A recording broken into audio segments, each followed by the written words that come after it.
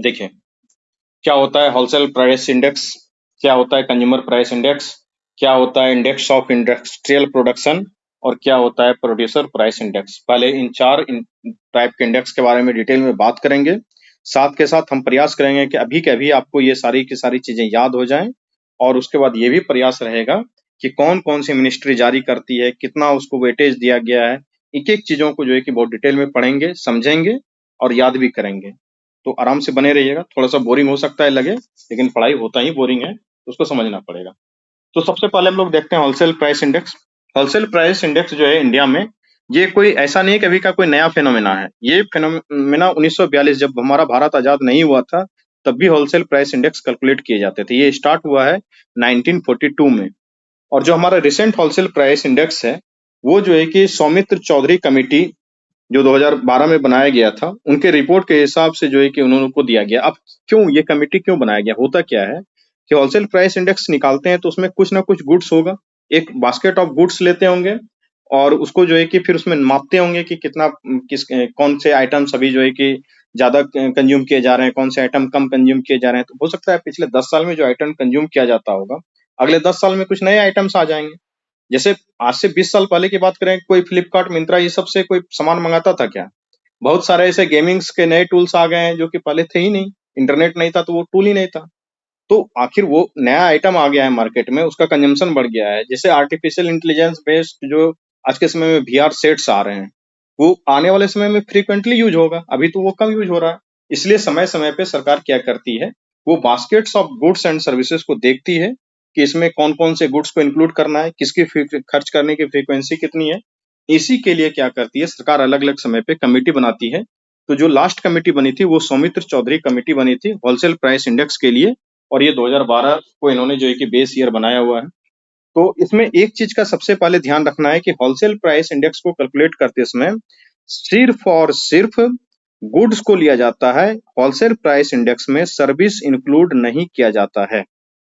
Wholesale price index का मतलब क्या होगा कि जो मेजर्स करेगा बल्क सेल को, वो क्या कहते हैं बिफोर द रिटेल लेवल। सबसे पहले क्या होता है, कंपनी में प्रोडक्शन होता है, उसके बाद फिर हम लोग किसके पास जाता है, तो होलसेलर के पास जाता है, फिर रिटेलर के पास आता है। तो महंगाई एक होता है कि थोक महंगाई, और एक क्या होता है खुदरा महंगाई। तो थोक महंगाई यही हुआ, होलसेल प्राइस इंडेक्स इसी का निकलेगा। तो बल्क लेवल पे आप लोग इस चीजों को समझ रहे होंगे कि बल्क लेवल पे जब मतलब कि एवरेज चेंज इन प्राइस देखा जाएगा, वो भी बल्क लेवल पे बिफोर द रिटेलर लेवल, तो उसको क्या बोलेंगे, होलसेल प्राइस इंडेक्स बोलेंगे। इसमें बहुत ध्यान से इस बात को याद रखें कि होलसेल प्राइस इंडेक्स में जो है कि इन्फ्लेशन का जो इंडिकेटर रहता है, ये होलसेल प्राइस इंडेक्स, इसमें गुड्स को ही इंक्लूड किया जाता है, वस्तु को ही इंक्लूड किया जाता है, सर्विस को इंक्लूड नहीं किया जाता है।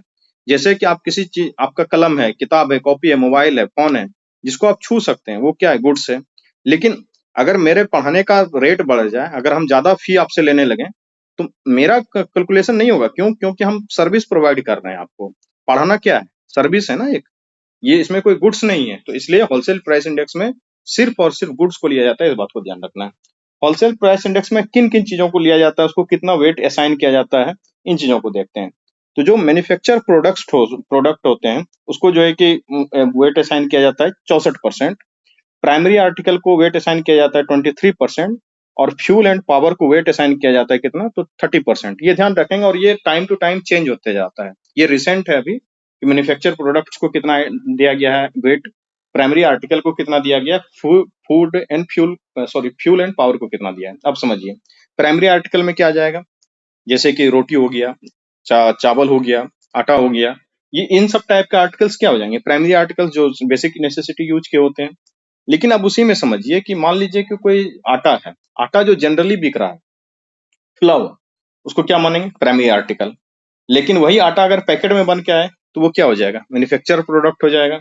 जैसे आलू सिंपल सिंपल बिक रहा है तो प्राइमरी आर्टिकल रहेगा। लेकिन आलू अगर चिप्स के फॉर्मेट में बिकने लगे तो वो क्या हो जाएगा, मैन्युफैक्चर प्रोडक्ट हो जाएगा। ठीक है।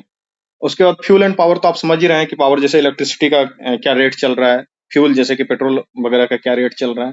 मैन्युफैक्चर प्रोडक्ट्स में क्या हो जाएगा, जैसे आपका मोबाइल फोन हो गया, टीवी हो गया, हैंडसेट हो गया, कैमरा हो गया, जो भी है, मोटरसाइकिल है, जो भी है, ये सारा का सारा क्या है, ये मैन्युफैक्चर प्रोडक्ट्स है। तो ये आपको याद रखना है कि किसको कितना वेट असाइन किया जाता है, इसको याद रखना है, ये पूछा जाता है आपको। ठीक है।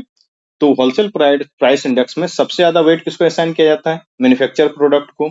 उसके बाद किसको असाइन किया जाता है? प्राइमरी आर्टिकल को। उसके बाद किसको किया जाता है? फ्यूल एंड पावर को। तो सबसे ज्यादा ध्यान रखना है कि होलसेल प्राइस इंडेक्स में जो सबसे ज्यादा वेट असाइन किया जाता है, लगभग 2/3, 2/3 वेट असाइन किया जाता है सिर्फ और सिर्फ मैन्युफैक्चर्ड प्रोडक्ट को। ठीक है, 64% इसका जो है कि ये है। अब ये चीज हमें देखना है कि होलसेल प्राइस इंडेक्स को कैलकुलेट कौन करता है। देखिए, होलसेल प्राइस इंडेक्स को जो कैलकुलेट किया जाता है वो किया जाता है ministry of commerce and industry के द्वारा। उसके अंदर एक विभाग होता है, उसको बोलते हैं DPIIT। ये DPIIT का फुल फॉर्म है department for promotion of industry and internal trade. तो एक होता है मंत्रालय, मंत्रालय के अंदर डिपार्टमेंट, सॉरी विभाग। अब विभाग के अंदर क्या रहता है? ऑफिस रहता है। तो सबसे पहले मिनिस्ट्री कौन सा हो गया? Ministry of commerce and industry हो गया। इसके अंदर कौन सा डिपार्टमेंट है? तो department for promotion of industry and internal trade. उसके अंदर कौन सा ऑफिस है? तो ऑफिस ऑफ इकोनॉमिक एडवाइजर। तो आप जब भारत सरकार का नोटिफिकेशन पढ़ेंगे ना, होलसेल प्राइस इंडेक्स पहले बड़ा सा लिखा हुआ रहेगा। उसके नीचे क्या लिखा रहेगा? Ministry of commerce and industry. उसके नीचे क्या लिखा हुआ रहेगा? Department for promotion of industry and internal trade. उसके नीचे क्या लिखा हुआ रहेगा? Office of economic adviser. ऐसे ही लिखा हो रहा था, आप चाहे तो खोल के PDF देख सकते हैं गूगल पे, सेम टू सेम इसी तरीके से दिखेगा। तो ये होलसेल प्राइस इंडेक्स होता है। होलसेल प्राइस इंडेक्स जो है कि हर मंथ का जारी होता है। जैसे कि अभी मान लीजिए पिछले महीना जुलाई था, जुलाई का अगर होलसेल प्राइस इंडेक्स आपको जारी होगा तो कब जारी होगा? तो लगभग लगभग 15 अगस्त के आसपास जारी होगा। तो 15 अगस्त को छुट्टी रहता है, या 16 अगस्त, 17 अगस्त, इसी तरीके से कुछ डेट में वो जारी होगा। यानी कि 2 क्वार्टर के बाद, पिछले महीना का डाटा 2 क्वार्टर के बाद हमको पता चलता है। लेकिन वो डाटा क्या रहता है? प्राइमरी डाटा रहता है। अगर एग्जैक्ट डाटा पता करना होता है तो वो 10 हफ्ते के बाद पता चलता है। ठीक है, तो हम लोग बस इतना जानेंगे कि ये जो WPI है इसको कौन जारी करता है? तो जारी करने वाला है ministry of commerce and industry. इसके अंदर एक डिपार्टमेंट है, department for promotion of industry and internal trade. और इसके अंदर एक ऑफिस है, ऑफिस ऑफ इकोनॉमिक एडवाइजर। और जो है कि हर मंथ जारी होता है, लेकिन हर मंथ में 14 या 15 तारीख को। यानी कि दो अगले महीना, पिछले महीना का डाटा कब पता चलेगा? अगले महीने की 15 तारीख को। जुलाई का डाटा, जुलाई में कितनी थोक महंगाई थी, ये कब पता चलेगा? लगभग लगभग 15 अगस्त के आसपास जो है कि आपको पता चल जाएगा। ठीक है, तो ये था हमारा होलसेल प्राइस इंडेक्स। अब देखिए, होलसेल प्राइस इंडेक्स क्यों निकाला जाता है? अगर होलसेल प्राइस इंडेक्स से हमें ये पता चल जाए कि महंगाई बढ़ने वाली है, प्राइस बढ़ रहा है किन्हीं चीजों का, अगर होलसेल लेवल पे ही उसको कंट्रोल कर लिया जाए या होलसेल लेवल पे ही रोक लिया जाए, कैसे रोका जाएगा? तो टैक्स को कम करके रोका जा सकता है। बहुत सारे उसके मेजर्स अभी पढ़ेंगे कि महंगाई को कैसे रोका जा सकता है।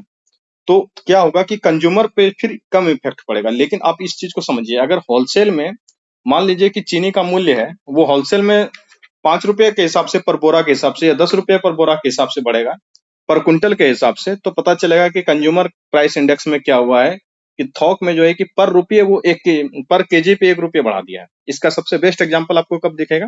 जब डीजल का दाम बढ़ता है। ये एग्जांपल नहीं है होलसेल प्राइस इंडेक्स का, फिर भी समझने के लिए बताते हैं हम आपको। जब डीजल का दाम बढ़ता है तो आप देखते होंगे क्या होता है कि सब बस वाला अपना भाड़ा बढ़ा देता है। डीजल का ओवरऑल 5 रुपया पर लीटर या 10 रुपया पर लीटर मान लीजिए प्राइस बढ़ा है, वो क्या करता है कि हर पैसेंजर के टिकट पे 5 रुपए बढ़ा देता है। तो आप समझ रहे हैं कि अगर होलसेल में किसी चीजों का दाम थोड़ा सा बढ़ेगा तो रिटेल में उसका इम्पैक्ट बहुत ज्यादा देखने को मिलेगा। इसलिए होलसेल प्राइस इंडेक्स क्या है, बहुत जरूरी है कि महंगाई अगर होलसेल प्राइस इंडेक्स में दिखने लगे तो उसको अगर उसी समय पे कंट्रोल कर लिया जाए तो रिटेल में उन चीजों का इम्प्लीमेंटेशन जो है रिटेल प्राइस इंडेक्स में वो कम देखने को मिलेगा। ठीक है, तो ये इतनी बातें थी हमारे होलसेल प्राइस इंडेक्स के बारे में। इसमें जो है कि 976 के आसपास कुछ आइटम्स हैं इसके बास्केट्स में। ठीक है, उसके बाद अगला है कंज्यूमर प्राइस इंडेक्स। तो होलसेल प्राइस इंडेक्स हम लोग बल्क सेल पे देखते थे, होलसेल के प्रोस्पेक्टिव से देखते थे। तो कंज्यूमर प्राइस इंडेक्स को किस पे देखेंगे? स्मॉल स्केल पे देखेंगे, एक कंज्यूमर के प्रोस्पेक्टिव से देखेंगे। तो होलसेल प्राइस इंडेक्स का भी बेस ईयर 2011-12 है, और अभी कंज्यूमर प्राइस इंडेक्स का भी बेस ईयर 2011-12 है। लेकिन आने वाले ही समय में कंज्यूमर प्राइस इंडेक्स का भी बेस और होलसेल प्राइस इंडेक्स का भी बेस 2017-18 हो सकता है, ये कर दिया जाए। ये कैसे होता है, कैसे काम करता है, इसको भी समझा देते हैं। तो बेस ईयर हम लोगों का क्या है?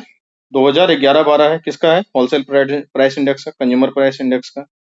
ठीक है, और अभी जो है कि सरकार को ये दिया गया है सलाह कि आप बेस ईयर को बढ़ा करके जो है कि 2017-18 कर दिया जाए। तो ऐसा होते रहता है, पहले बेस ईयर 2004-5 था, उसके बाद फिर बढ़ा के 2011-12 किया।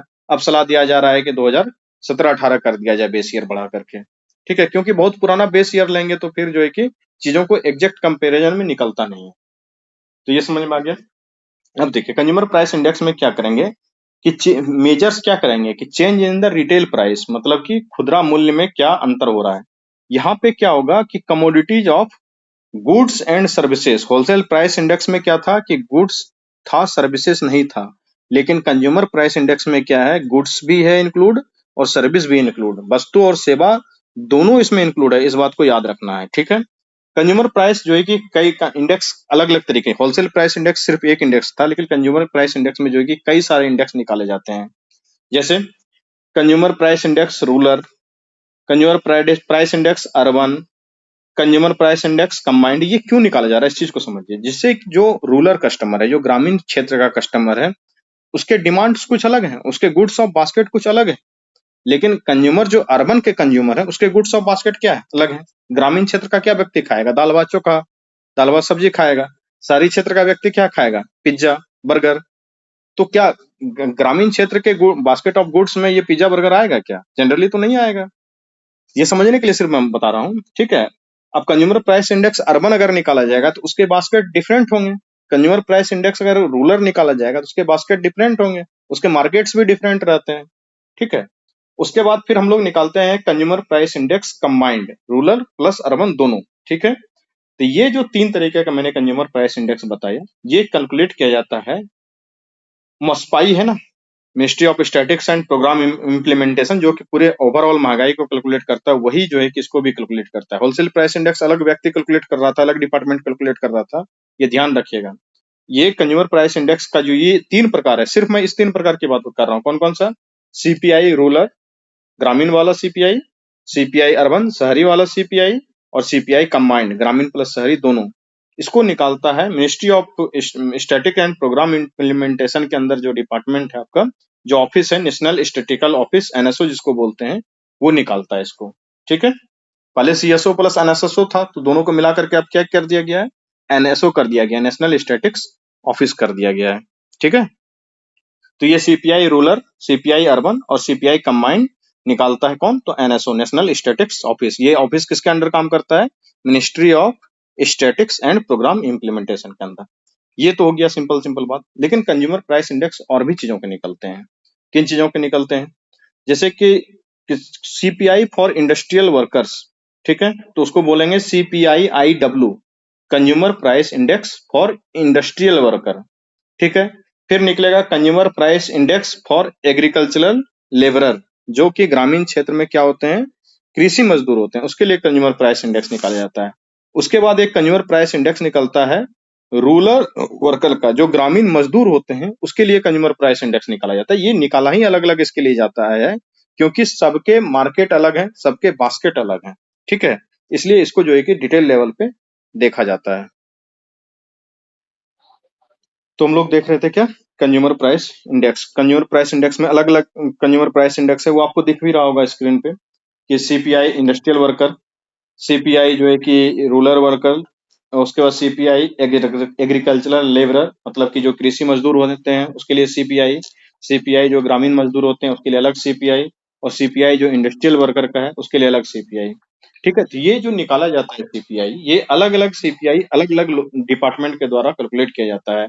जो सीपीआई इंडस्ट्रियल वर्कर का है, ये निकाला जाता है किसके द्वारा, ministry of labour and employment के द्वारा, ठीक है। ये सीपीआई इंडस्ट्रियल वर्कर का निकाला जाता है। इंडस्ट्रियल वर्कर के सीपीआई का बेस ईयर तो ठीक है 2011-12 है, लेकिन प्रॉब्लम कहाँ स्टार्ट होता है, प्रॉब्लम स्टार्ट होता है सीपीआई जब एग्रीकल्चरल लेबरर का निकलता है, consumer price index of agricultural labour.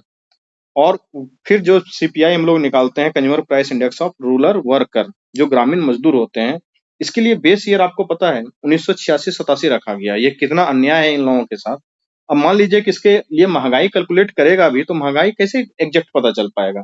1986-87 में उसकी मजदूरी का दर क्या था और अभी मजदूरी का दर क्या है, बहुत अंतर हो रहा है। इसलिए इसके बेस ईयर को रिवाइज करना चाहिए, तब तक बेस ईयर रिवाइज नहीं हुआ है, ये गलत बात है।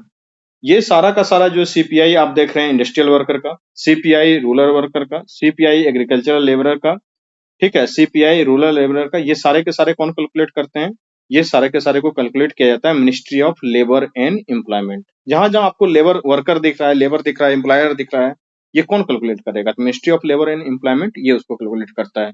तो दो तरीके का बात हो गया। अब जो हम लोग पढ़ते रहते हैं कि आरबीआई को एक टारगेट दिया गया है कि इन्फ्लेशन टारगेटिंग के लिए एक टारगेट दिया गया है कि 4% प्लस माइनस 2 का जो एक रेशियो रखने के लिए, यानी कि 2% से 6% के बीच महंगाई होनी चाहिए। उसमें से कौन से महंगाई का यूज किया जाता है, कौन से इंडेक्स का यूज किया जाता है?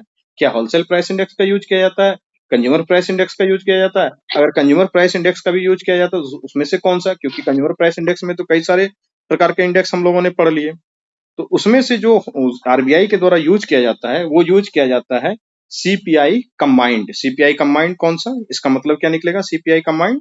तो सीपीआई कंबाइंड क्या है कि CPI consumer price index rural plus urban, उसको ही हम लोग जो है कि की मेजर्स ऑफ इन्फ्लेशन जहां जहां भी लगाते हैं वो गुड्स एंड सर्विसेज के लिए उसको आरबीआई ने अडॉप्ट कर लिया है। और इसी पे जो है कि महंगाई दर भत्ता वगैरह भी दिया जाता है, आपको पता होना चाहिए।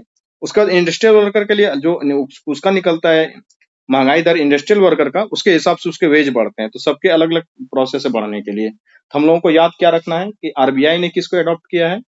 तो आरबीआई ने अडॉप्ट किया है सीपीआई कंबाइंड, ग्रामीण प्लस शहरी। उसको किसके लिए? वो की मेजर्स इन्फ्लेशन को मानते हैं। अगर उसमें उसके इन्फ्लेशन टारगेटिंग में कुछ इधर उधर होता है तब फिर आरबीआई जो है कि एक्ट लेना स्टार्ट करता है। तो इस तरीके से हम लोगों ने जो है कि सीपीआई को देखा और सीपीआई के अलग अलग प्रकार को देखा। सीपीआई में ध्यान इस बात का रखना है कि सीपीआई में जो है आपका क्या कहते हैं, गुड्स भी आता है और सर्विस भी आता है। उसके बाद आते हैं हम लोग index of industrial production, IIP. IIP क्या होता है? Index of industrial production. Index of industrial production क्या होता है?